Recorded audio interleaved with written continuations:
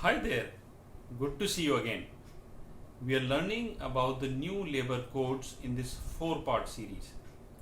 Do click on the above link to learn more about the wage code in our earlier video. In this second episode, we are going to learn about the highlights on the Industrial Relations Code. And there are 3 labor laws which have been merged to create this particular code. The definition of workers and employees has been expanded in this particular code. Apprentice and armed forces personnel have been excluded from the definition. In case of multiple trade unions, there is a provision for negotiating trade council which will have representation from all the different eligible trade unions. Employees under fixed term employment would also be eligible for statutory benefits like permanent ones. And gratuity eligibility has been introduced for fixed term employments of 1 year and above on a proportionate basis.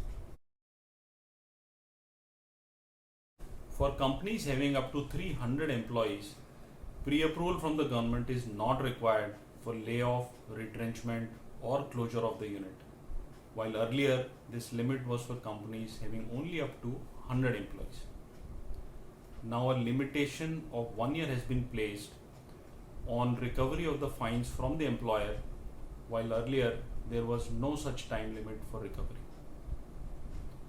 On one hand, these provisions would enhance the ease of doing business, while on the other hand, the enhanced fines and imprisonment terms would help ensure compliance under this code.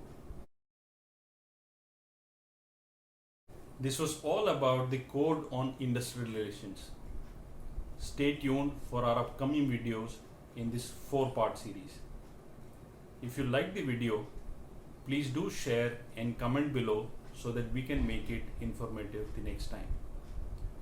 Please don't forget to subscribe to our channel and hit the bell icon for latest updates.